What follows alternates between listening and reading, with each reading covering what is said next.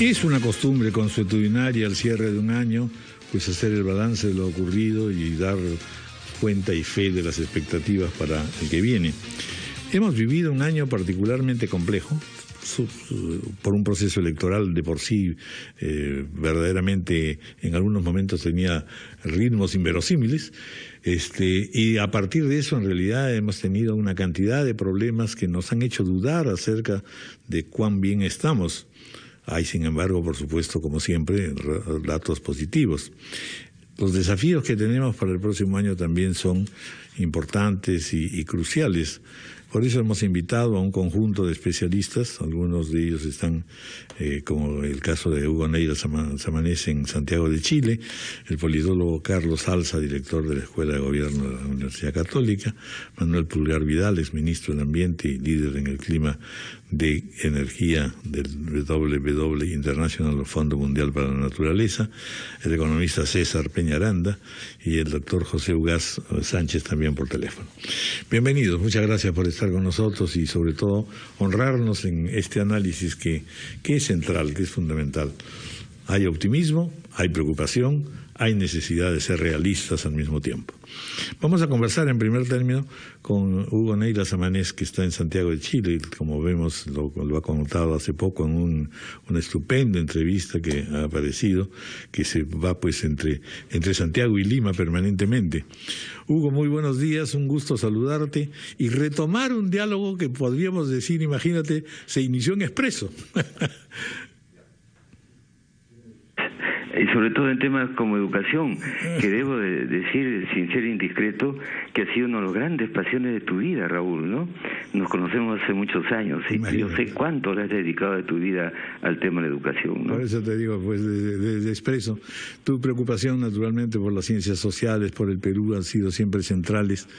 En estas declaraciones que menciono, que se ha publicado hace poco, yo veo ahí a un hombre pues ya absolutamente situado en las ciencias sociales y sobre todo con una perspectiva muy clara de lo que se ha vivido y de lo que tiene que hacer el Perú para poder en el próximo año y acercarse al Bicentenario con la confianza de que puede presentar un mejor perfil. Cuéntanos un poco. A ver, Raúl, yo estoy en Santiago porque aquí hay una institución que los chilenos consiguieron hace mucho tiempo, que es CEPAL. Como tú lo sabes, pero lo digo para el público, es la Comisión Económica para América Latina de Naciones Unidas. Si estuviera en Ottawa o en San Paulo, yo iría, por la misma razón. Tienes toda la información que necesitamos de la América Latina, toda. Es una cosa gigantesca que ocupa el espacio de 3 universidades. Y bueno, eso ahorra viajes, trabajos de campo, ¿no? Y me puedo informar de cosas. Y voy a trabajar un poquito también sobre educación, comparativamente, es lo que te quería decir en primer lugar. Y segundo, en efecto, haces bien en situarme en las ciencias sociales, aunque nadie me cree. Creen que quiero ser ministro o que hago política. Hace muchos años o que te has dedicado a la filosofía. A las ciencias sociales, que es tanto como lo fue la filosofía un tiempo. Así que la pregunta que tú quieras, o te propongo 2 hipótesis, ¿no? Como tú quieras. Sí, dinos las hipótesis. Las hipótesis, mira, yo me gustaría centrarme, y saludo a las personas que estén en presencia espiritualmente junto con esta conversación. 2 cosas. Un tema es lo que nos falta, ya que estamos caminando al bicentenario. Uno en lo interior y otro en lo que es el espíritu, el conocimiento en el exterior. Mira, yo hago una comparación de lo que nos falta. ¿Qué cosa significa un desarrollo que nos ponga ya en la fila de los grandes países que están saliendo de lo que llamamos en nuestra generación su desarrollo? Las comunicaciones. Se habla de las comunicaciones físicas. Entonces tengo un ejemplo de cuán retrasados estamos. El tema de cuántos aeropuertos internacionales tenemos. El Perú tiene 1, Jorge Chávez. Se supone que tendremos un segundo cuando acabe en Chincheros, que está en construcción, y un tercero en Abancay, que está en construcción. Ahora bien, se habla de que en Iquitos, y nos mentimos un poco, también lo hay, y en Chiclayo y Trujillo. Pregunto, ¿hay aviones que aterrizan del extranjero directamente en Chiclayo? ¿Se puede ir de Chiclayo a Londres de frente? Eso es un aeropuerto internacional, ¿no es cierto? No solamente decirlo. El de Velasco Astete en Cusco no lo es, ¿ah? Los turistas tienen que pararse en Lima primero y luego dar el salto. Por comparación, a mis amigos peruanos, a mis compatriotas, no hagan lo que hacían los bárbaros reyes en el pasado, que era ajusticiar al mensajero. No me echen la culpa. Pero comparo, por ejemplo, con Costa Rica, que es un país pues bien organizado, pequeño, ¿no? De América Central, tiene 4 Jorge Chávez, 4. Los tengo ante los ojos, pero por ganar tiempo, el Tobías Bolaños, el Santa María, el Udubar, el Limán, 4. Y nosotros no tenemos más que 1. México, por un ejemplo, Colombia tiene 14 aeropuertos internacionales, quiere decir que pueden ir de Londres directamente a una provincia. Chile tiene 7. México tiene 49, claro, la proximidad a los Estados Unidos. Brasil tiene 17, el Brasilia, el Tancredo Neves, etcétera. Esto significa varias cosas evidentes, ¿no? Lo poco que todavía estamos integrados al mundo exterior. Y segundo, lo poco que tenemos de ferrocarriles que no tenemos, de carreteras, para que los peruanos no se maten en las carreteras apisonadas, no tenemos. Y eso significa, Raúl, movilidad de gente, de seres humanos, no solamente mercancías, de personas que conozcan el Perú mismo, turismo interno y todo lo demás. Entonces es una señal. Bueno, vamos a hacer una... Lo podemos separar y el otro puede lo ser vimos en la segunda rueda, en la segunda ronda.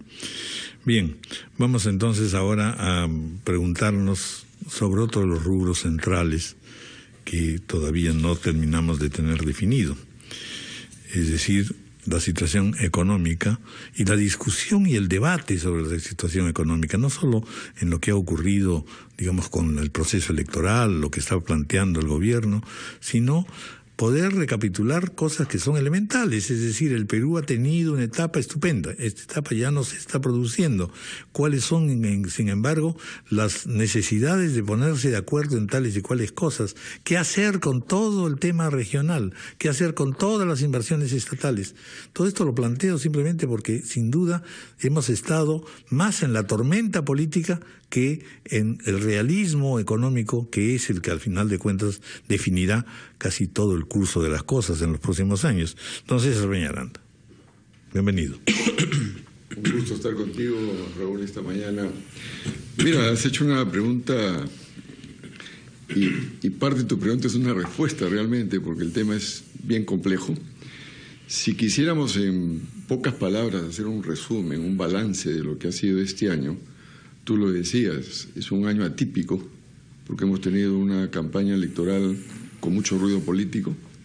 Soy de los que piensa que el ruido político sí tiene vinculación con el resultado económico, no es que van por carriles distintos, ojalá fuese así. El balance... Acérquese un poquito al micro.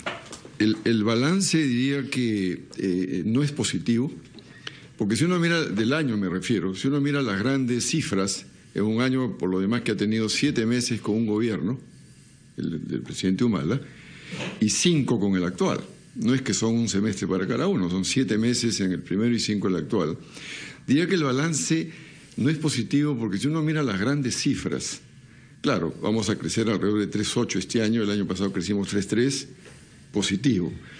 Si miramos las exportaciones, por mirar otra cifra macro grande, este año cortamos la tendencia negativa de las exportaciones. Pero si escarbamos un poco más, y yendo a la pregunta que tú hacías de dónde poner el énfasis, la prioridad de cara al 2021, por mencionar el Bicentenario de la República, encontramos serios problemas. Este va a ser el 3er año consecutivo de una caída muy aguda en la inversión privada. y la inversión privada explica el 80% de la inversión nacional y más del 20% del Producto Bruto Interno. Cayó el 2014 alrededor de 3, cayó el año pasado cerca de 5 y este año al parecer las cifras van a ser mayores, de caída. Miramos por el lado de la oferta y tenemos que sectores como manufactura y construcción han decrecido y son sectores intensivos en mano de obra. Alrededor del 60% del crecimiento de este año, nosotros estimamos 3.8, hay algunos que hablan de 4, pero alrededor del 60% lo explica minería, como resultado de proyectos que ya maduraron y es la nueva producción que se está generando. Si sacamos minería, la economía va a crecer menos de 2, 1,5, un poco más. Entonces son fuertes interrogantes porque esto afecta mucho la velocidad con que debe caer la pobreza. Todavía 7, 8 millones de peruanos son pobres. Nos dice mucho sobre la intensidad y el crecimiento que podemos continuar en la clase media. Hay como 3 millones de vulnerables, calificados como tal, porque no son ni pobres ni clase media. Si creciéramos a ritmo mayor, con sentido de adelante, con seguridad, podríamos pensar que esos vulnerables podrían sumarse a la clase media. ¿Qué podemos decir de cara adelante, Raúl? Diría, para ser breve, que hay 2 grandes temas. El primero hablan poco mis colegas, los economistas, que es los cimientos del crecimiento. Es como un árbol con una casa, si los cimientos no son sólidos, puede pasar cualquier sorpresa en cualquier momento. Y los cimientos en el caso de economía, ¿qué son? La política macroeconómica, que llevamos con ajustes mayores, menores, 25 años, 26 años aplicándola en el país, y que diría que se mantiene aceptable, con algunos problemas, quizás luz ámbar que se prenden en algunos momentos en el tema fiscal. Pero en la parte de los cimientos, lo crítico es el tema de la institucionalidad. Ahí está la debilidad del país y yo dificulto encontrar en la historia económica y en países que toman la delantera en el mundo que puedan crecer de manera sólida, sostenida, si las instituciones son débiles. ¿Y de qué hablamos? Corrupción, inseguridad, el imperio de la ley, el respeto a la propiedad privada, etcétera. Y por otro lado, otro tema grande, macro, donde lamentablemente en los últimos años hemos ido cayendo, no solamente inversión, sino productividad, son los motores del crecimiento. Y los motores del crecimiento, ¿cuáles son? Reitero, la inversión y particularmente inversión privada, que está cayendo. La inversión pública cayó el 2014, cayó el año pasado, prácticamente se ha estancado este año. Y el otro tema crítico, y lo mencionaba la primera persona que ha participado en este panel, que saludo, dicho sea de paso, es la conectividad a la infraestructura. Eso va de la mano de ¿qué? De la productividad. Los indicadores a nivel global, internacional, el World Economic Forum o el Conference Board, que se utilizan muchísimo por organismos nacionales e internacionales, dice claramente que el Perú ha ido retrocediendo los últimos años. Entonces, en resumen, si no consolidamos los cimientos del crecimiento, mantener la estabilidad macro y la institucionalidad, y si no nos preocupamos por revertir la tendencia negativa de la inversión y de la productividad, difícil avisorar lo que se viene en sentido positivo. Más bien es preocupante. De acuerdo. Vamos a hacer una pausa, 9:17, y continuamos.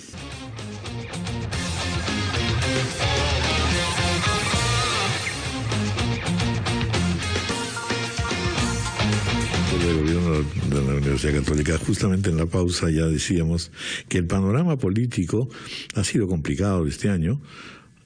Ha tenido pocas ilusiones, por así decirlo. Nos hemos especializado nosotros en reprocharnos y en dudar del sistema, en dudar de las personas, en dudar de los partidos, etcétera. Y también entonces eso nubla las perspectivas. ¿Qué cosa es lo que debemos y tenemos que perseguir en este momento, en las relaciones entre el gobierno central, entre los gobiernos regionales? En fin, hay muchas cosas que el Perú ha emprendido que no han cuajado y nos dan la sensación entonces de que estamos siempre en un peligro de estabilidad republicana, por así decirlo. Carlos Alza, bienvenido. Muchas gracias. Sí, yo creo que hay que recordar que este ha sido un año que yo usaba la frase que usó Donald Kettle en un libro en Estados Unidos después de la crisis. Le dijo, el gobierno está bajo estrés, ¿no? El government under stress, decía. Y yo creo que lo que hemos tenido este año es un gobierno bajo estrés profundo, ¿no? Un Estado bajo estrés, además, no solo el gobierno. Las elecciones primero, ¿no? Críticas, difíciles de manejar, con muchas sorpresas y con muchos desaciertos de parte de todos los sectores. Y que nos desnudaron la pobreza de los partidos. Política de los partidos, exacto, así es. Y luego un gobierno que es consecuencia de ese proceso, de esa pobreza política desnudada en las elecciones, y que nos muestra que por lo menos faltan tres cosas, ¿no? Una es la falta de política en general. O sea, creo que este discurso tecnocrático ha calado tanto desde el sector privado y en un discurso muy dogmático desde algunos sectores de la derecha, que cuando han llegado al gobierno, claro, piensan que un gabinete de lujo es un gobierno de tecnócratas que solamente tiene que tomar buenas decisiones basadas en evidencia y donde las negociaciones se van a producir casi por azar. Y creo que eso es evidente en este caso, más con un parlamento que es un Congreso que es mayoritariamente oposición. En segundo lugar, creo que también es un problema de falta de horizonte, ¿no? Comentábamos con Manuel hace un momento que se veían como muchas decisiones aisladas, algunas muy dogmáticas también. Hay que reducir personal, de facto, hay que simplificar, hay que reducir trámites, la tramitología es más, como si fuesen cuestiones aisladas y no articuladas a un programa. Así es, estamos en una cosa, en el puntillismo, digamos, ¿no es cierto? Exacto, muy es el puntual, puntillismo, así es. Pero no tenemos el marco, el cuadro en general. Vemos los árboles, pero parece que falta que vea el bosque completo y diga cómo es que esto termina de tener sentido, porque si no la economía vuelve a tener problemas. O sea, desburocratizar no es lo mismo que eliminar tramitología y no es lo mismo que sobresimplificar, generando problemas luego a la propia inversión privada, porque en el fondo, si uno le genera destraves a la inversión, que luego, por ejemplo, pueden generar conflictos ambientales, lo que se está haciendo es un boomerang. La propia inversión va a tener conflictos sociales y, por supuesto, va a ser afectada y el crecimiento va a bajar. Entonces, las decisiones pueden ser hasta contraproducentes si es que no las ve uno en un panorama completo. Y tercero, creo que hay un problema central que todavía no terminamos de calar en el gobierno, y es el problema de la falta de igualdad, de equidad, que no deja de ser un problema serio y que merecería ser el centro de atención o la guía de las políticas públicas en el Perú, porque eso definiría cómo crecemos económicamente y para qué. Eso definiría qué tipo de reformas necesitamos hacer. Eso podría definir efectivamente de qué manera negociamos, con quiénes negociamos y con quiénes nos relacionamos en la política. No es lo mismo pensar que hay, por ejemplo, problemas de género o que no hay problemas de género que no son importantes, porque eso define luego si es que aprobamos la ley de alternancia en el Congreso para las reformas políticas, o eso definirá luego si es que la ministra de Educación decide hacerle caso a las iglesias y desaparecer las normas para eliminar el bullying homofóbico o el bullying por temas de género en las escuelas, que es un problema no de ideologías de género, sino de violencia escolar que hay que resolver desde ahora, porque si no, eso es lo que luego genera la conflictividad en el futuro. Entonces, yo creo que hay como tres elementos claves que yo resumiría en eso: falta de política, falta de horizonte y esta falta de equidad e igualdad que nos está generando todavía un gobierno bajo estrés, que no deja de tener esta dificultad ciertamente de un permanente control, de tener los ojos todos puestos en el presidente, en sus ministros, y por supuesto esto genera mayor dificultad para tomar decisiones. Es el dilema típico de quienes gobiernan, pero cuando alguien se prepara de verdad para gobernar, tiene que tener esto con estrategias claras, y eso es lo que parece que no hay ahora, ¿no? De acuerdo. Vamos ahora a escuchar a Manuel Pulgar Vidal. Con él hemos tenido ocasión, por supuesto, de conversar no solamente con un ministro, sino con una persona particularmente enterada de todo lo que ocurre con relación al cambio climático, a la defensa de la naturaleza, pero también a la acción de las comunidades de base, el Perú profundo, que al que Palza hace relación cuando dice que todos tenemos todavía una sociedad pues injusta y con muchas postergaciones. Pero hay en todo lo que hemos conversado con Manuel Pulgar Vidal siempre un optimismo, imaginando en realidad que en efecto, no imaginando, sino constatando que en efecto el Perú, pese a todos estos errores, se mueve desde abajo y se mueve con riqueza a veces extraordinaria. No sé si me equivoco. Sí, gracias Raúl y a los amigos, a los colegas en la mesa. Efectivamente, yo soy optimista, pero también realista. Entonces quiero un poco hacer la idea de panel, porque estamos acá en un panel, y plantear algunas cosas que César, Carlos y también Hugo Negra han señalado. Lo primero es la necesidad del horizonte, y lo acaba de señalar Carlos. Y creo que nos estamos quedando cortos si tan solo pensamos en el Bicentenario. Porque el Bicentenario es el fin de este gobierno, estamos hablando de 4 años, es muy corto, la mirada tiene que ser de más largo plazo. Cuando uno piensa, por ejemplo, en una economía neutral en carbono, ya estamos pensando al 2050, y el Perú tiene que desarrollar una clara visión de largo plazo y también tener medidas de corto plazo. Pero acá una recomendación en especial a muchos miembros tecnócratas del actual gabinete, y esta es una frase de Carlos Gálvez, la Sociedad de Minería: no sean la mujer de Lot. De tanto mirar para atrás se convierten en estatuas de sal y se quedan paralizadas, ¿no? Y tampoco planteemos una lógica polpotiana de año cero, porque si no trabajamos en una lógica de Estado vamos a fallar. Y entonces no se trata de desmerecer todo lo hecho anteriormente en los últimos 20, 30 años, sino de construir sobre lo hecho con anterioridad, porque la lógica de Estado es eso: los gobiernos son temporales y el Estado es permanente. Y por lo tanto yo estoy de acuerdo con César en el sentido de la institucionalidad. Y el gran reto, Raúl, del Perú, cuando uno piensa en institucionalidad débil, uno puede decir es falta de recursos, es falta de cuadros, en realidad es falta de reorganización del marco institucional. Yo soy un convencido ahora, no por razones económicas, pero que nuestra Constitución tiene que revisarse para dar los balances correctos al marco institucional, porque todo el marco institucional se ha movido. O sea, el Congreso actúa como Poder Judicial, el Poder Judicial actúa como tal, cada uno actúa, la Contraloría actúa como vocería pública. Entonces, esas confusiones tienen que eliminarse y tiene que hacerse una adecuada definición de balances de poderes. Porque o si no, problemas como el de la corrupción y el caso Odebrecht que hoy día estamos sufriendo no se van a solucionar.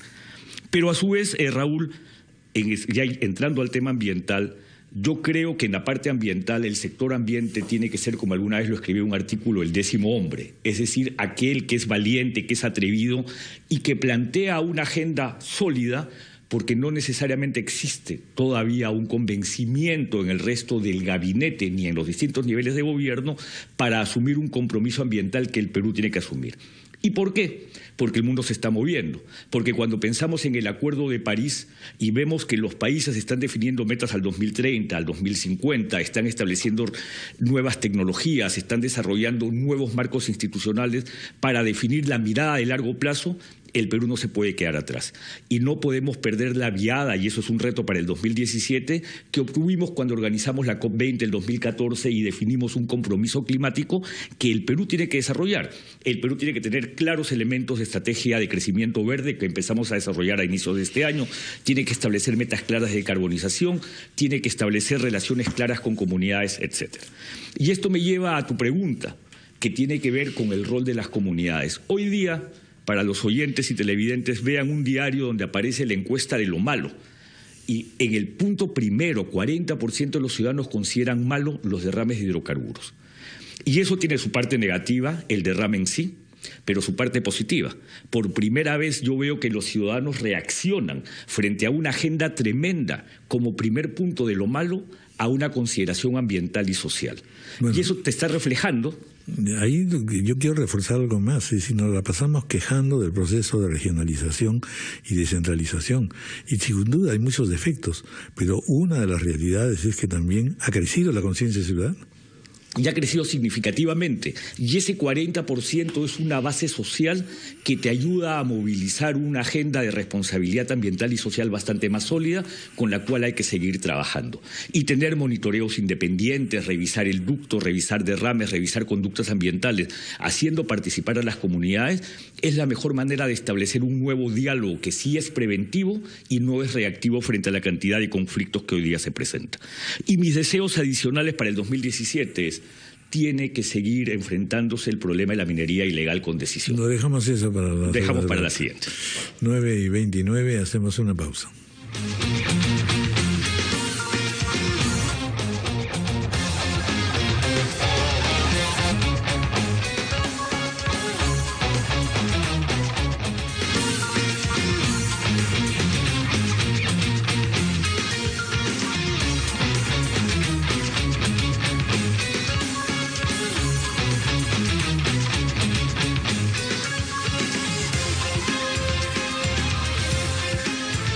Conversamos ahora con el doctor José Ugaz.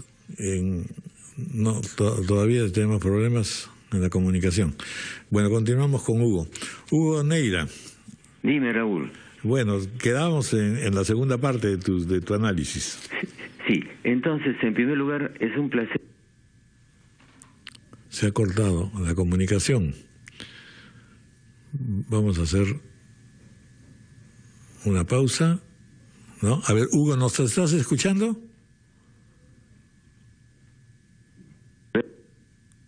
No, tenemos problemas en la comunicación.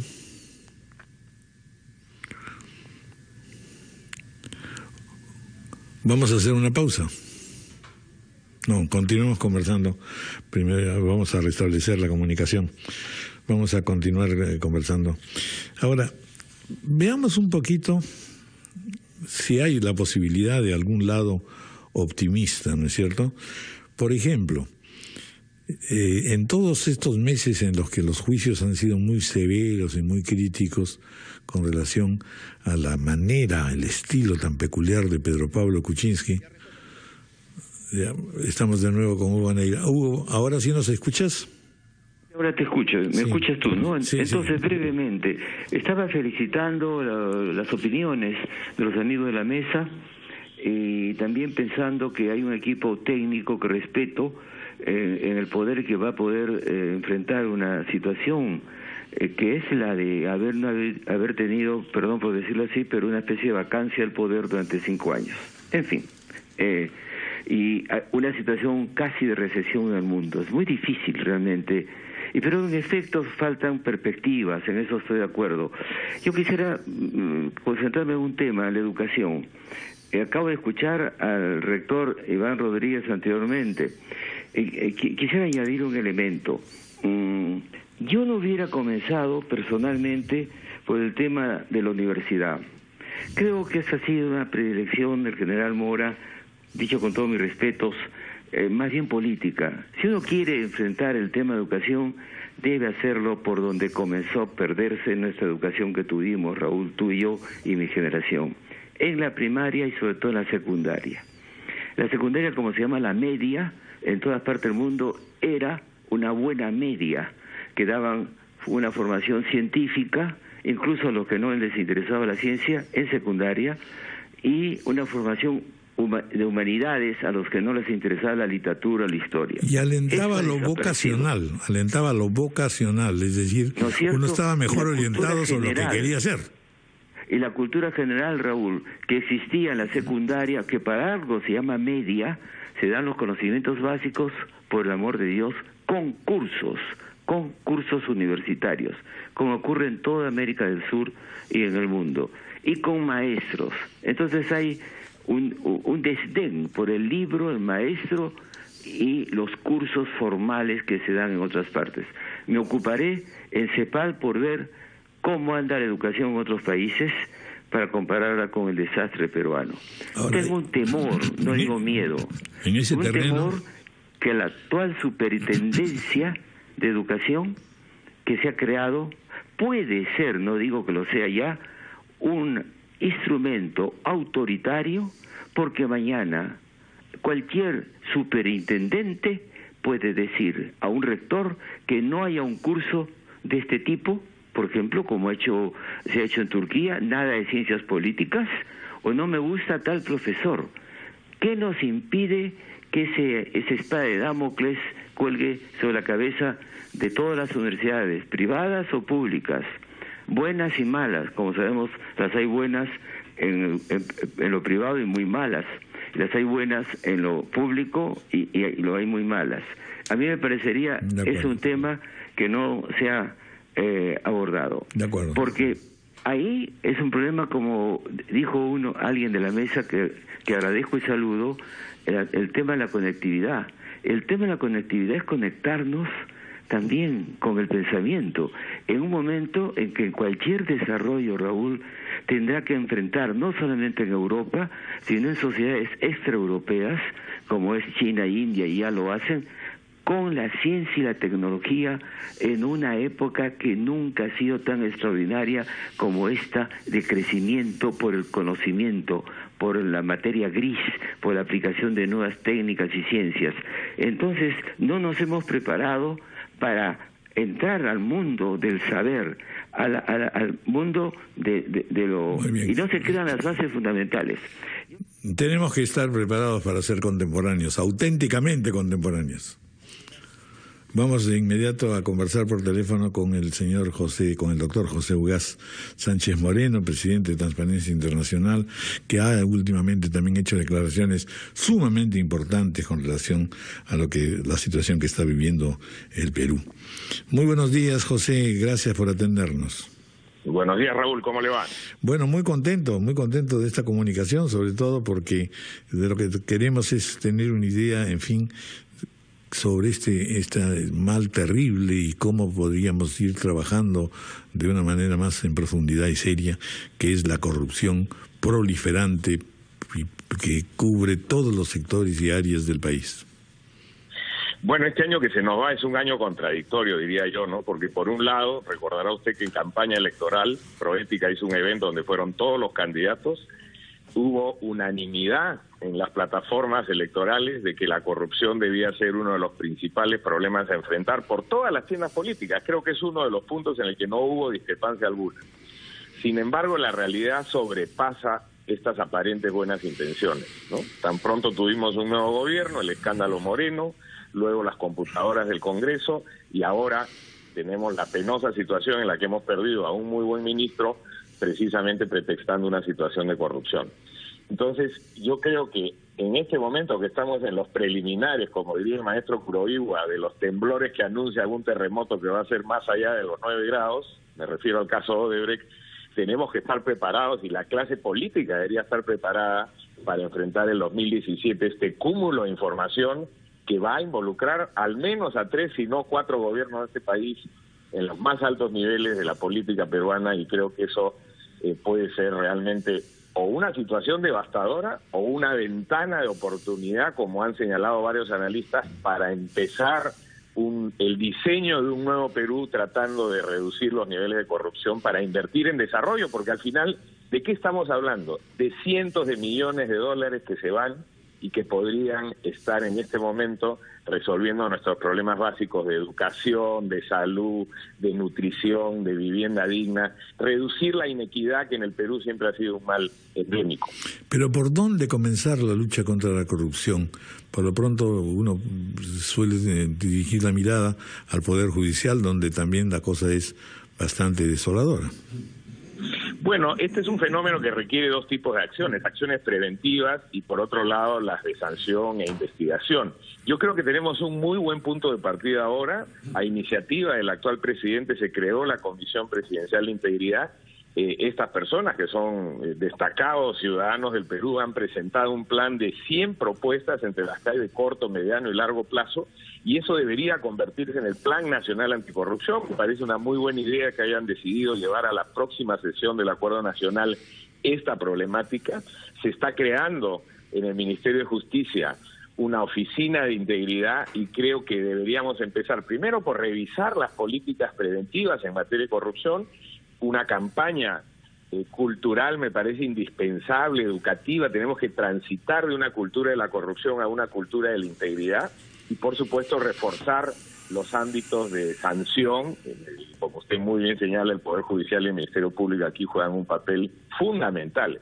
Creo que hay 2 instancias que están en cuestionamiento según la propia comisión. Uno es el Consejo Nacional de la Magistratura, que lamentablemente no da la talla, y por otro lado una Contraloría que siempre llega tarde a la fiesta cuando ya ocurrieron los hechos y no previene. De acuerdo. Bueno, muchas gracias, doctor José Ugaz, por esta contribución. Vamos a continuar con nuestros invitados. ¿Hacemos una pausa? No, continuamos. Hemos tocado pues el tema económico, y ahí quería, don César Peñaranda, imaginar qué cosas son las que tienen más o menos que cumplirse en este periodo, en el inicio de este nuevo año. Usted ha señalado y ha estado implícito en todo lo largo de la conversación que en realidad se necesita vigor y acción política, inspiración política, capacidad conductora, pero al mismo tiempo también tenemos el otro lado, es decir, el pragmatismo, el realismo en la materia económica.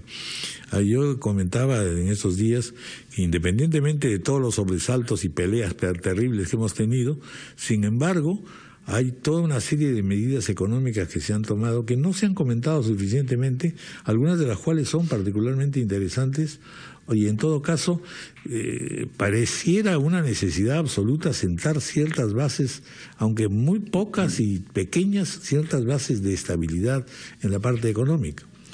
Sí, Raúl, sin duda.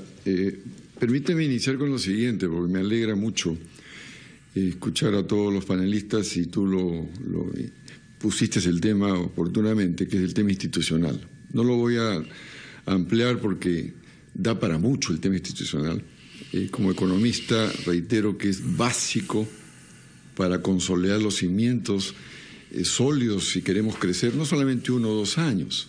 Se trata acá de crecer, lo decía Manuel, ni siquiera mirando solamente el Bicentenario. Lo menciono porque ya 1 año es bastante. Cuando uno habla de 5, como que el ciudadano peruano se angustia y dice, bueno, yo no quiero que me hablen de 5 años, háblenme de mañana.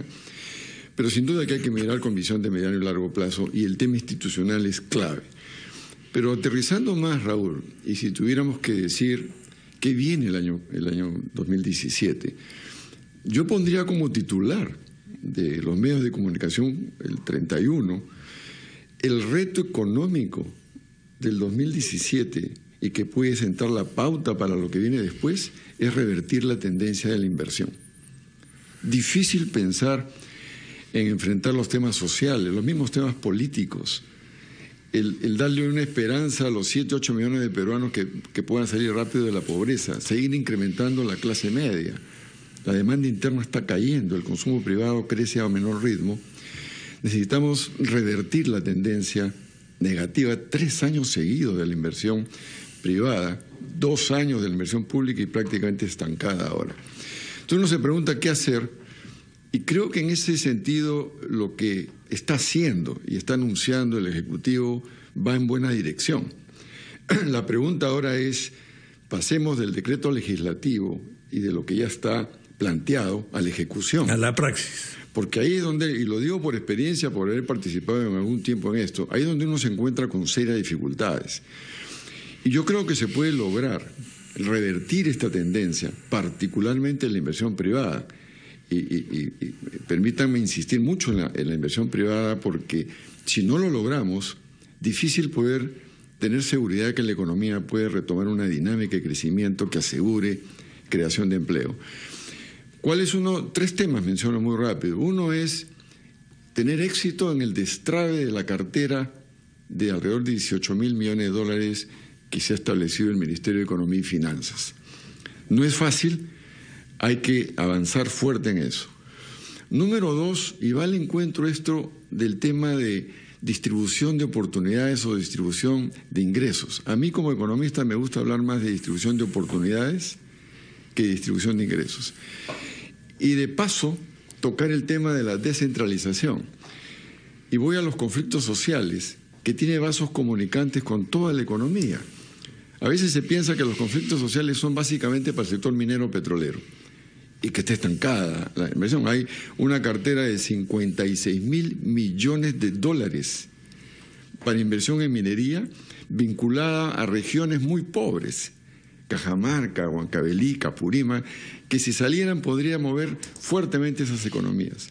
Se piensa, Manuel es experto en esto, que solamente es un tema ambiental, sin duda lo es, el tema del agua y el tema ambiental, pero soy de los que cree que la ausencia de infraestructura básica, de servicios básicos, educación, salud, caminos de penetración, etcétera, que no existe, si hubiera una iniciativa agresiva, rápida del Ejecutivo, y creo que lo han mencionado, de armar una cartera de inversión, en este caso va a tener que ser básicamente pública, de ir al encuentro de esas necesidades de infraestructura básica y de servicios básicos en esos lugares, podría asegurar que el ánimo va a ser distinto. No descarto que siga el tema del medio ambiente, la preocupación del agua, pero van a encontrar que sus problemas del día a día y la visión hacia adelante tiene eco porque se invierte en algo que no tienen. Entonces, y eso va a viabilizar la inversión minera, la inversión petrolera, y como hay vasos comunicantes, va igual en construcción, manufactura, y entramos a un círculo virtuoso. Entonces, hay cosas que se pueden hacer Y reitero, el titular para mí del 31 debe ser, el reto económico es revertir la tendencia de la inversión. De acuerdo. Vamos a hacer una pausa, 9:47 y continuamos.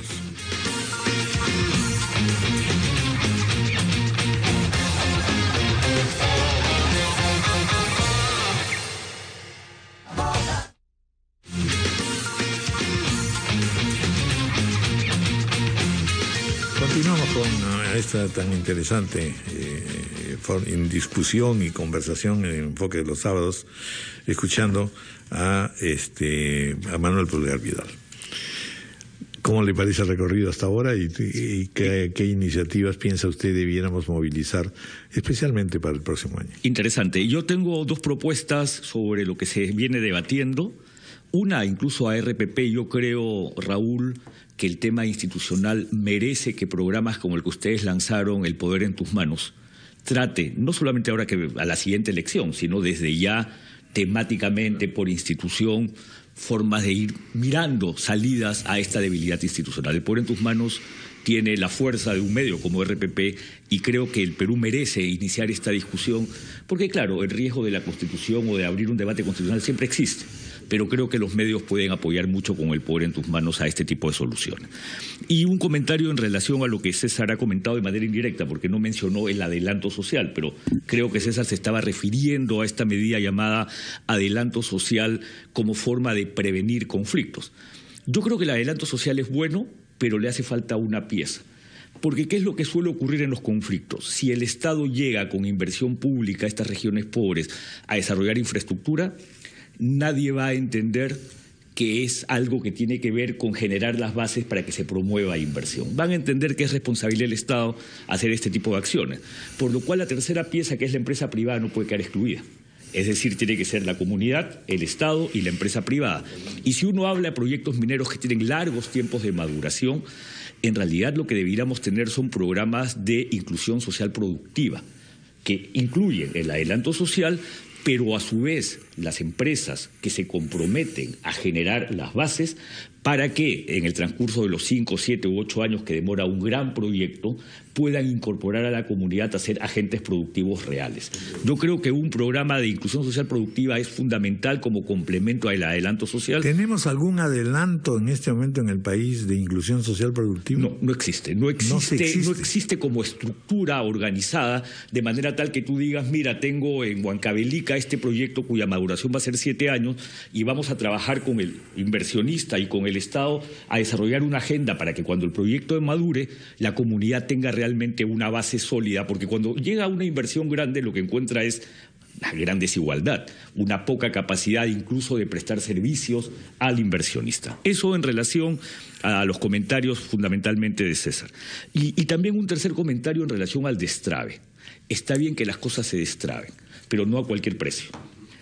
Ustedes deben haber leído el comunicado de IATA y de las empresas de turismo y las empresas aéreas en relación al Jorge Chávez, que eso merece una discusión. Espero que cerrado este año, iniciado el próximo, se pueda iniciar un debate, porque lo que están diciendo las empresas aéreas es que la prórroga a Lima Airport Partners de tantos años no está considerando el ahorro que ellos han tenido en costo financiero de no haber construido, y a su vez estarían rebajando los estándares de calidad de la infraestructura para el viajero. Entonces hay que tener cuidado si esa adenda de destrave del Jorge Chávez se está haciendo en condiciones de mantener una calidad de una infraestructura que merecemos los peruanos y no en función a debilitar cuestiones que van a afectar finalmente al usuario. Porque el destrave tiene que estar vinculado al usuario, al individuo, no tan solo a la empresa, sino al individuo que va a ser el usuario de esa infraestructura. Y finalmente, en relación ya a temas más concretos del sector ambiente, creo que tiene que haber una agenda propositiva, y es la visión de cortar emisiones, de generar adaptación al cambio climático, de trabajar en la implementación de las recomendaciones de la OCDE, de la evaluación del desempeño ambiental que lanzamos en marzo de 2016. Si queremos ser miembros OCDE, hay que cumplir con las 66 recomendaciones que dio OCDE, y después la agenda correctiva que tiene que ver con minería ilegal, y ahí no se puede ceder. No se puede ser, el decreto legislativo dictado ayer es absolutamente insuficiente, lo único que hace es extender por 3 años más un proceso, cuando en realidad ahí se necesita una mayor fortaleza del gobierno nacional, porque los gobiernos regionales no son suficientes para tener esa capacidad individualmente.